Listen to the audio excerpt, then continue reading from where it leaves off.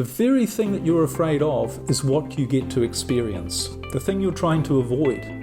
And it's your fear that guarantees that you're going to experience it, experience what you're afraid of. You know, in the book of Job in the Bible it says, "The thing I greatly feared has come upon me, and what I dreaded has happened to me." Hi, I'm Liam Naden, and welcome to my podcast, Let Yourself Off the Hook. As someone who has studied success for decades, I have found the formula for achieving your dreams and goals, and it's all to do with how you use your brain. Each week on my show, I will provide you with the tools, resources, and expertise to utilize your brain to its ultimate potential and remove the barriers to your success.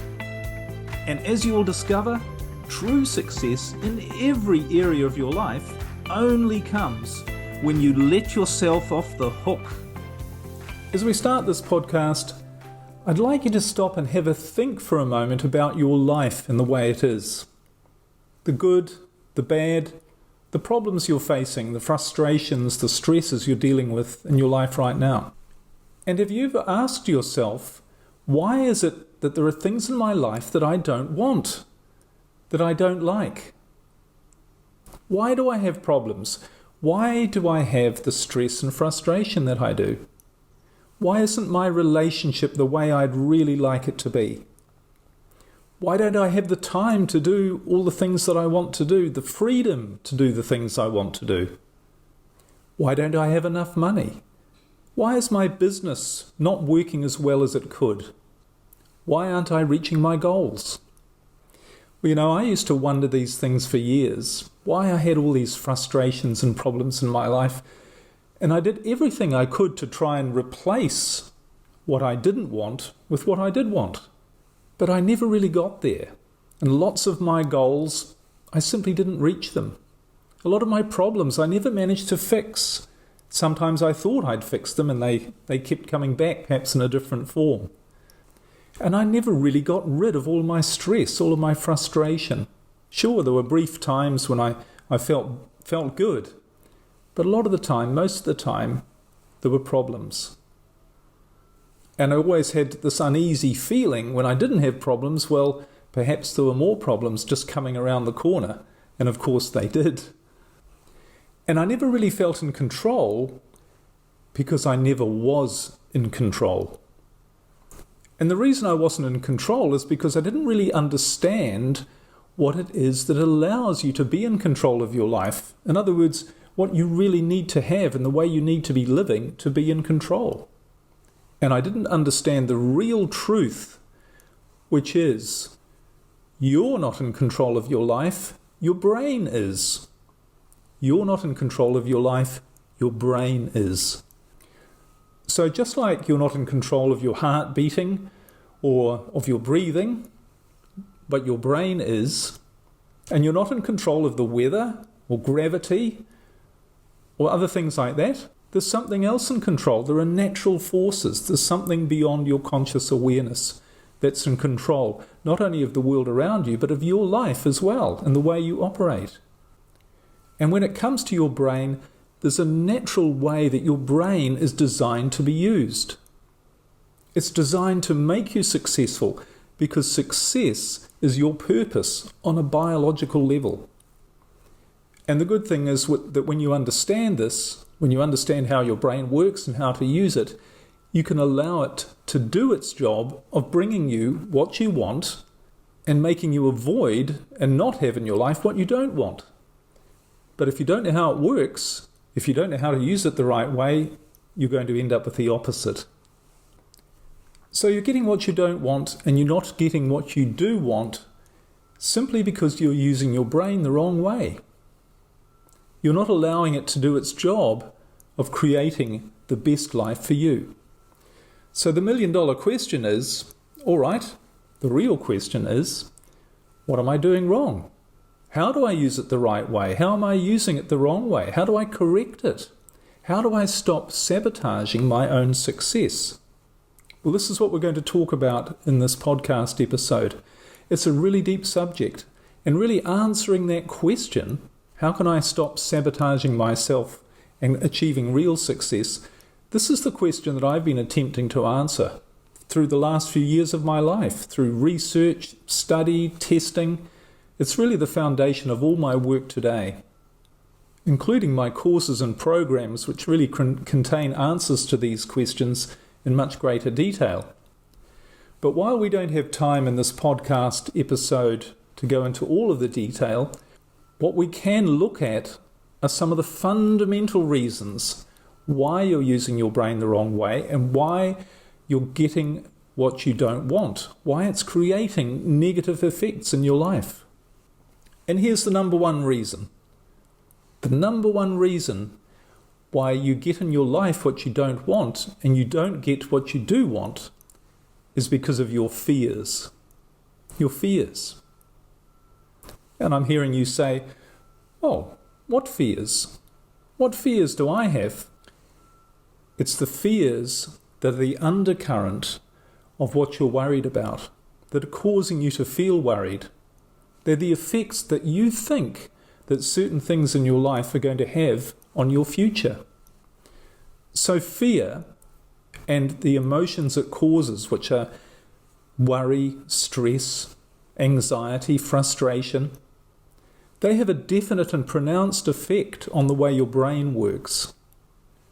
And unfortunately, it's an effect that ensures, literally guarantees, that you're going to continue to get more of what you don't want, and it's going to block you from getting what you do want. But without getting into the detailed science behind it, which we don't have time for here, let's think about this from a practical point of view. So have a think about something that you're stressed and worried about in your life right now. A problem that you're dealing with, a big problem. Maybe your relationship, your marriage isn't going as well as you would like. Maybe you're having big problems there with communication. The intimacy is not where you want it to be. You're just not on the same page as you used to be. And you're having arguments and disagreements and conflict all of the time, and you can't figure out why. It's just not the way you want your marriage to be. Or it could be in your career or your business or your financial situation. You've got these problems. You're not doing the things you really want to be doing. You're not getting the results you want. Things aren't flowing smoothly. You're struggling. So focus on one of the problems, say the major problem or issue that you're facing in your life, and think about what's really going on in your mind that's causing you to feel worried, stressed, frustrated about that problem. In other words, when you're thinking about the problem, what are you worried about specifically? And isn't it true that whatever it is that's making you feel bad, whatever you're worried about, is something that you think is going to happen, or probably will happen, as a result of the problem, or of not fixing the problem? So, for instance, if you're not happy in your relationship, if you're having problems there, when you think about your relationship, what makes you frustrated and stressed and worried and sad is the thought that in 6 months, a year down the track, you might not have that relationship and you'll be really sad. Or you'll still have all the problems and stress. You still won't have the intimacy. You still won't have the love that you really want in your life. You won't have the joy and happiness that you think a relationship should bring you. And that makes you feel sad and frustrated and stressed and afraid that that's what the future holds for you. And again, if you don't have enough money, or you're struggling with financial issues, or your business isn't going right, or your career's not going as well as you would like it to, isn't it true that you're worried about the future? That you'll never get on top of your problem there, that you will always have financial worries. You won't be able to do the things that you want to do. You won't have freedom. You won't have joy and excitement and fun times. You won't have that nice home and all of the nice things, the travel, the experiences, the things that you want to do in your life. You won't be able to do those things unless you fix this problem. So this problem, the fear of the future, the consequences, is keeping you feeling sad and afraid and frustrated. You're worried that that's what the future holds for you. So what's actually going on is it's the fear of what do you think the consequences of this problem will be, of not being resolved, that's what's making you feel bad.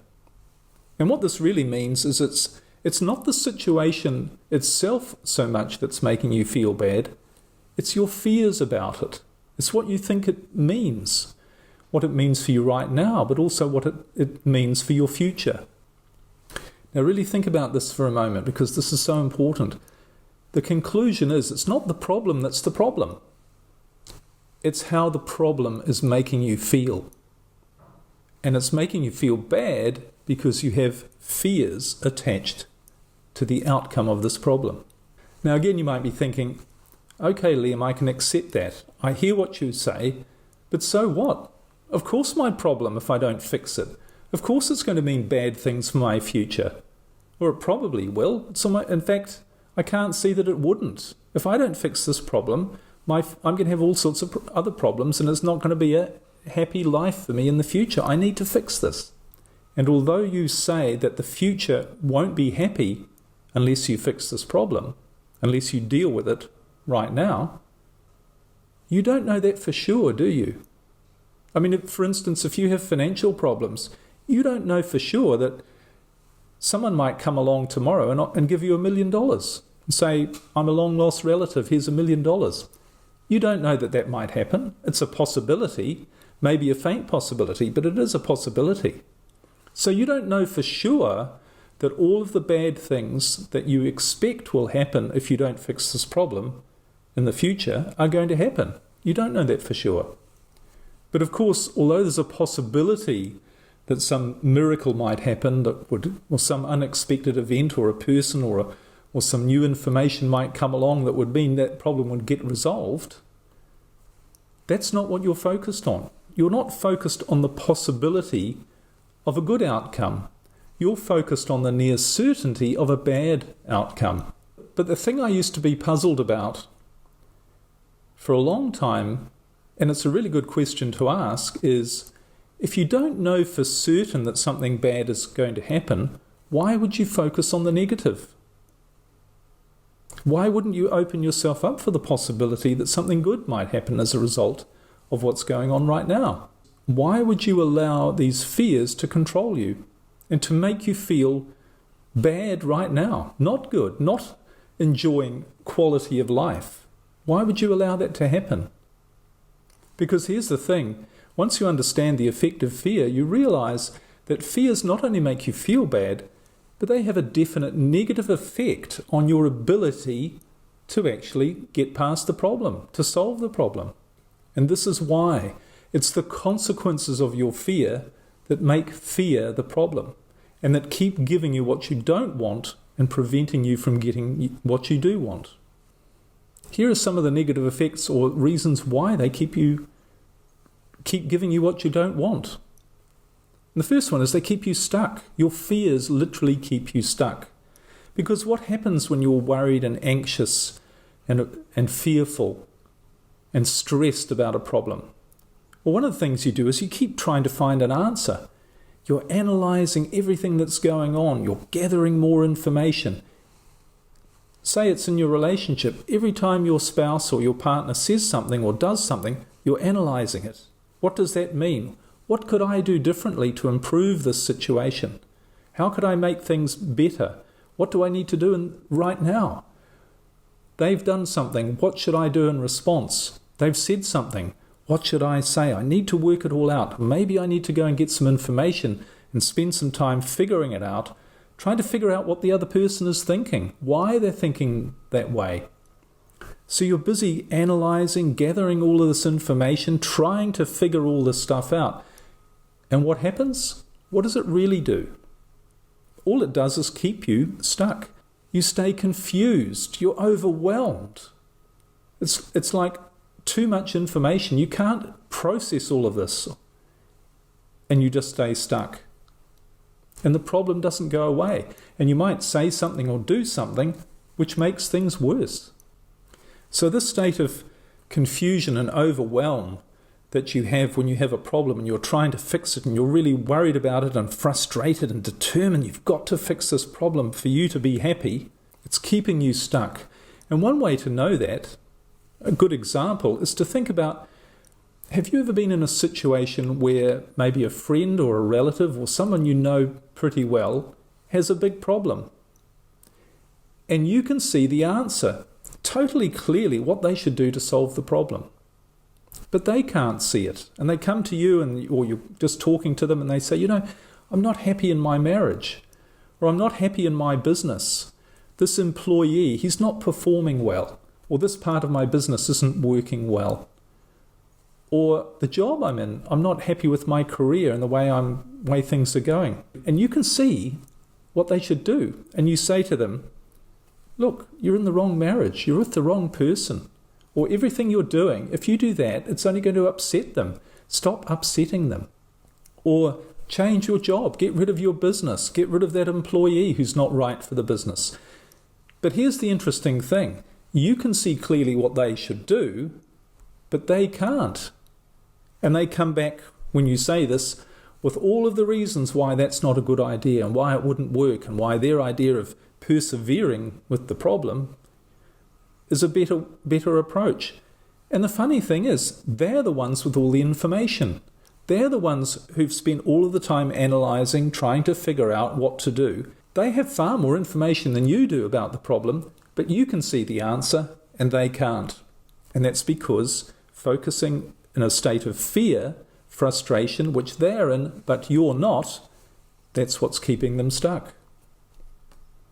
In a state of overwhelm, confusion and frustration. And of course, what's the real difference between how they feel about their problem and how you feel? They have a fear of the consequences. They're worried about the future. But you're not, because it's not your future, but you can see clearly what their future could look like, that it could be so much better, because you're not worried about it. So what else happens when you're in a state of fear, frustration, anxiety, stress and worry about your life, about a problem? Apart from it keeping you stuck and frustrated and overwhelmed and confused and unable to see the right things to do, the other thing it does is it ensures that you keep doing the wrong things. Because of all this analysis and all this trying to come up with the answers, trying to figure out what to do, you find you just keep doing the wrong things despite all of that. And you look at yourself and you look back when something doesn't go the way you expected. You start off by thinking, right, well, that person said that. What do I need to do about it? I need to analyse the way the situation is now and do this. I've come to the conclusion I should act in this way. So you act in that way and you get a negative reaction. So a good example is, say your wife or your husband, you're not getting on so well, and you think, well, what I need to do is I need to show them love and affection. So you come home one day and you give them a gift and you say, I love you. And the reaction isn't what you expect. It doesn't improve the situation. In fact, very often it has the opposite effect. Instead of your spouse feeling loved, they feel manipulated. They're thinking, we're not getting on well in our relationship, and you come and tell me that you love me and you bring me some flowers. That's almost like you're not listening to how I'm feeling and what I've been telling you, that things aren't going well. You can't just paper over the cracks by doing that and expecting everything will be fine again. So we do the wrong things when we're stressed and frustrated. And we're in this reactive state. And sometimes we think, I don't know if it'll work, but I've just got to do something to move things along. I can't just stay here stuck. I'll just do it. And sometimes we know deep down that it's probably the wrong thing, but we hope it will work out. We hope it will give us a good result, but it doesn't. It's the same when you're in the wrong job, or a part of your business isn't going well, or you're not doing the things that you like in your life. You try to force solutions. So maybe you're in the wrong career, but you're trying to force it to work for you. And why do you do that? Because you're afraid that you won't find a better career somewhere else. That if you just left that position, or even if you have a business, even if you sold your business or got rid of part of your business, you have a fear that something better won't come along. So all this trying to force it to happen, force things to happen, whether it's a relationship, a business, your financial situation, trying to force a solution all it does is make things worse. It gets you doing the wrong things. It keeps you stuck and confused and unable to see the right thing to do. And sometimes you can see the right thing, but you're too afraid to do it. And that's the other problem with fear, that instead of getting you to do the wrong things, sometimes, very often, it makes you do nothing. You stay frozen in your fear, and you just do nothing. So you might try and avoid the problem. You might try and distract yourself with other things. Sometimes people, if they know they should be working on a particular aspect of their life, they try to make themselves feel better by setting a goal in a different aspect. So instead of focusing on their business, for instance, or their financial situation, or educating themselves or becoming a better person to find a career, they say, well, I'm going to go and get fit, or go on some training exercise to avoid the real issue, the real problem in their life. So they avoid the problem. That's one of the things we do when we're afraid about it. We just try and avoid it. We try and shut it out of our mind. And we also try to think positive. We try and convince ourselves, well, it's not really that big of a problem, and of course everyone has problems, and I need to deal with it, and it'll sort itself out, and I will make it happen. I will find a solution. It's going to be good. You don't really believe that. It doesn't make you feel really deep down any better, and it certainly doesn't get you doing the things that are really going to solve that problem, but it's a way of avoiding the truth, which is there are things that you need to do, and you need to get over your fear of the consequences so that you do the right things.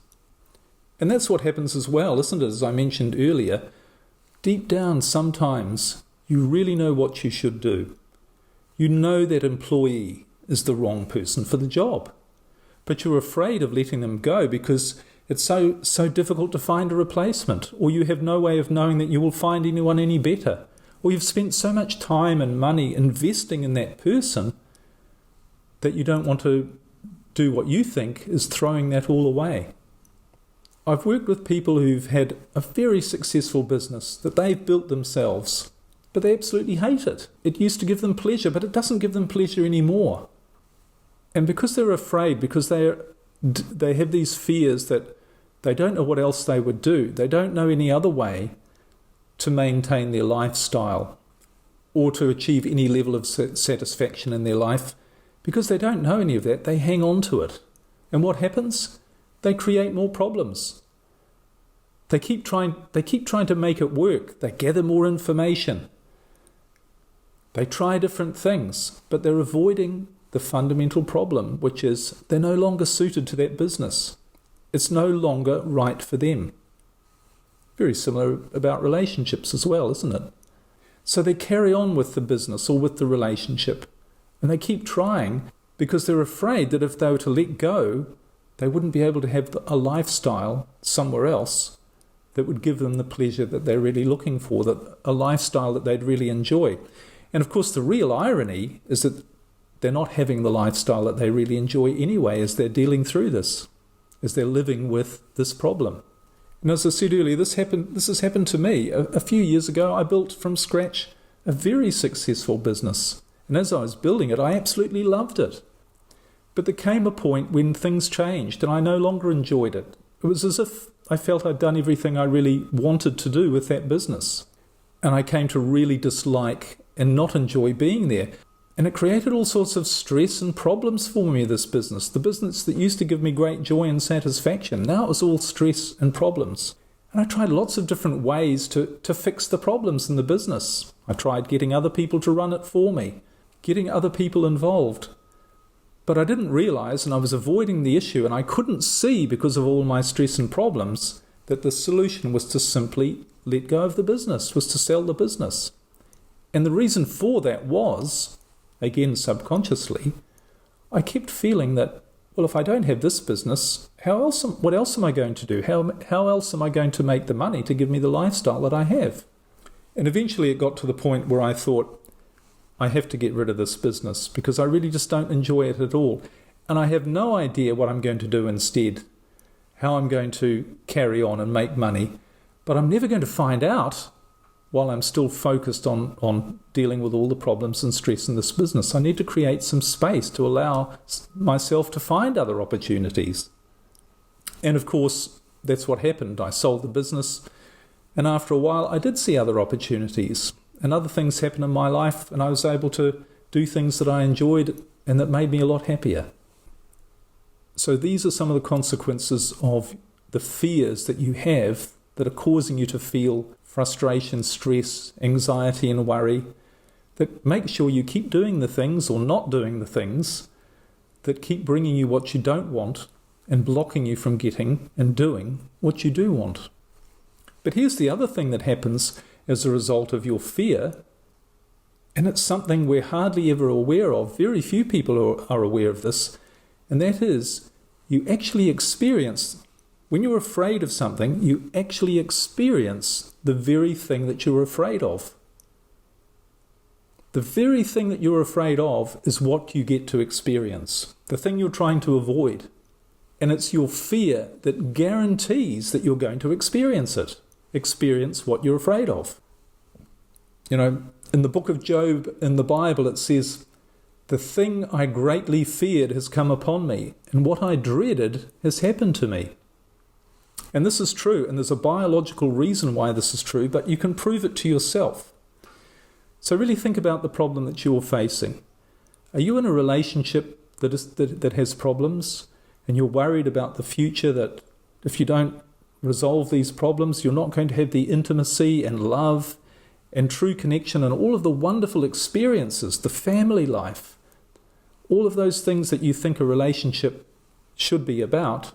Aren't you worried that you're not going to experience those things, and you're going to have regrets and that you didn't experience all those things, all the good things?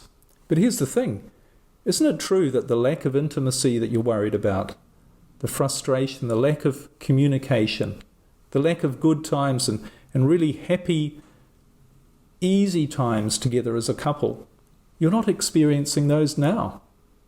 That's the way your relationship is right now. It doesn't have good communication. It doesn't have the intimacy that you desire. It doesn't have the good feelings that you desire. So you're actually experiencing what you're worried about that might happen if you don't fix this problem. Same thing perhaps with a financial problem. If you're worried that you're not going to have enough money for you to do the things that you want to do for you to be happy, isn't it true you're not feeling happy now? You feel like you don't have enough money now to do the things you want to do.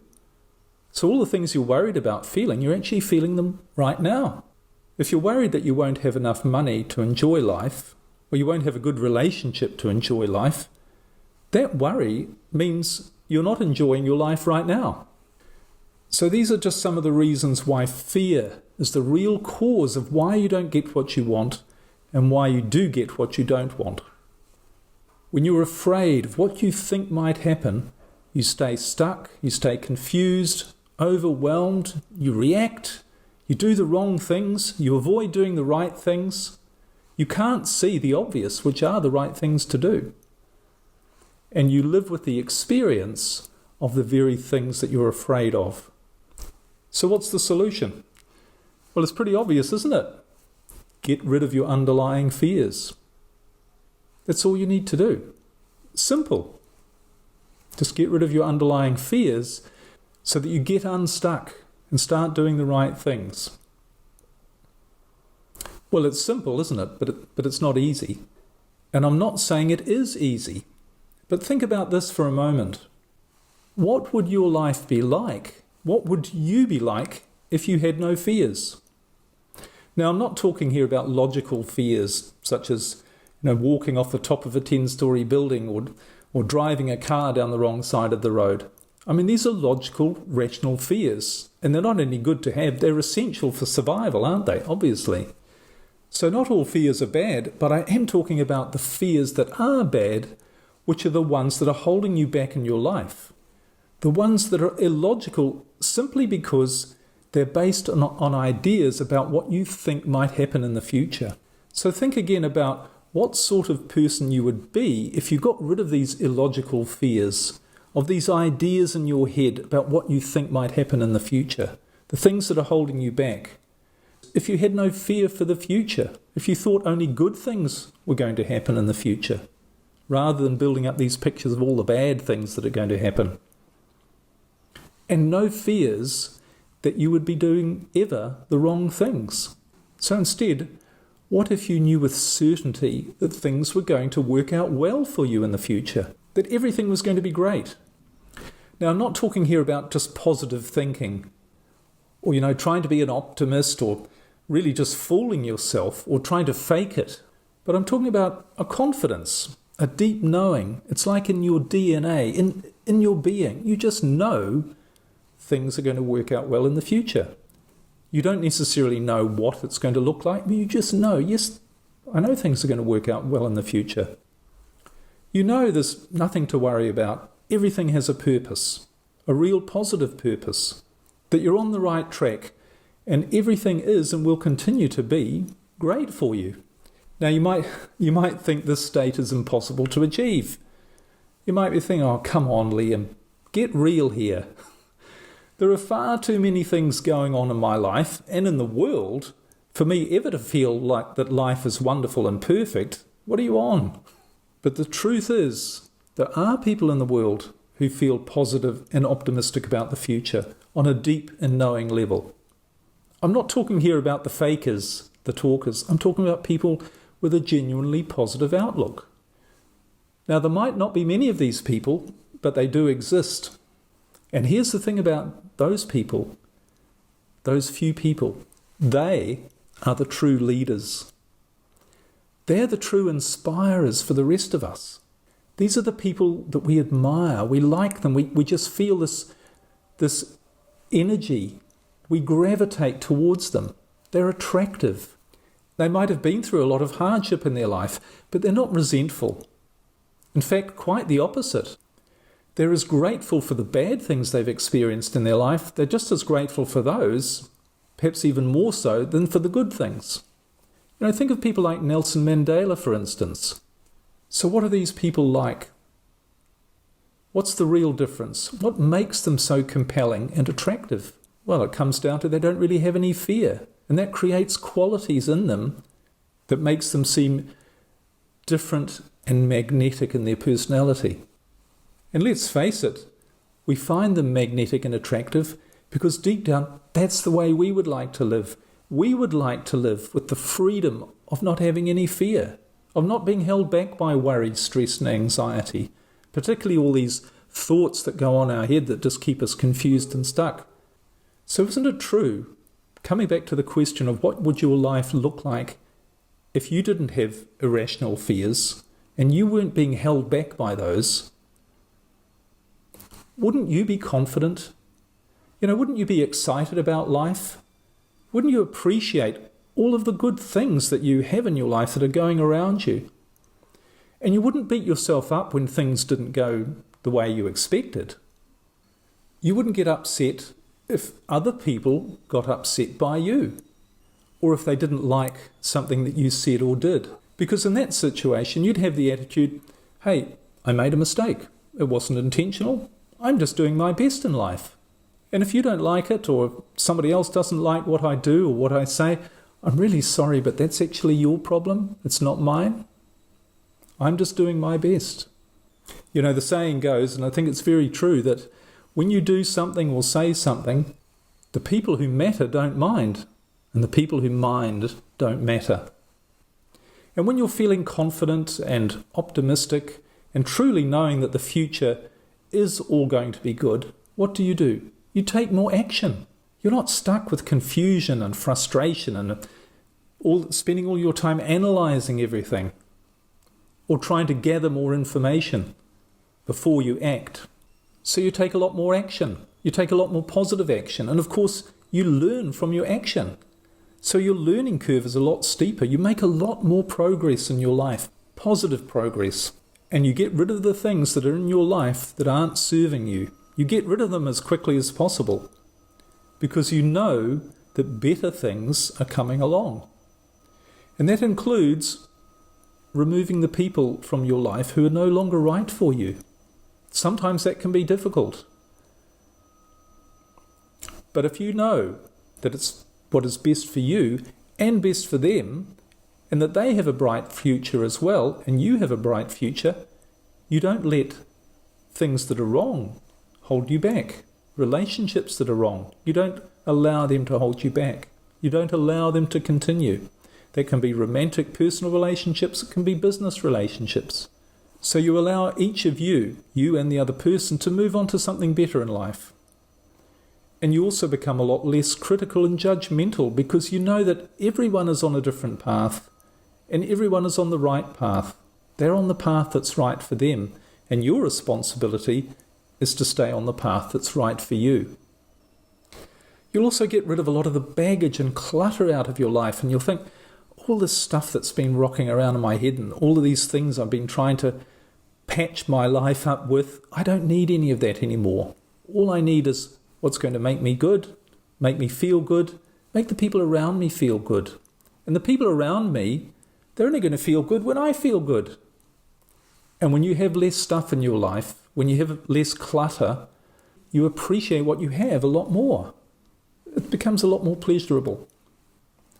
And you really start to appreciate what your life is, what the precious and magical gift that your life actually is. So the answer is clear. Make eliminating your fears your number one mission in life. Simple, but not easy. But the rewards are so worth it. And as you start to work on removing your fears, and as they start to fade away, you start to see life differently.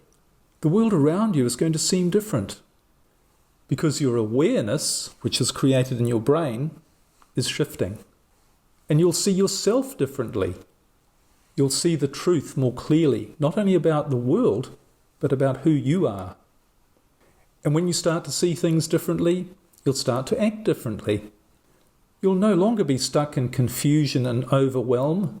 You'll develop clarity and confidence. And you'll start to do the things that bring you what you really want, and fewer of the things that you don't want. And you'll let yourself off the hook, and you'll feel the exhilarating freedom of actually being your true self, being the best that you can be, which is your whole purpose for being alive.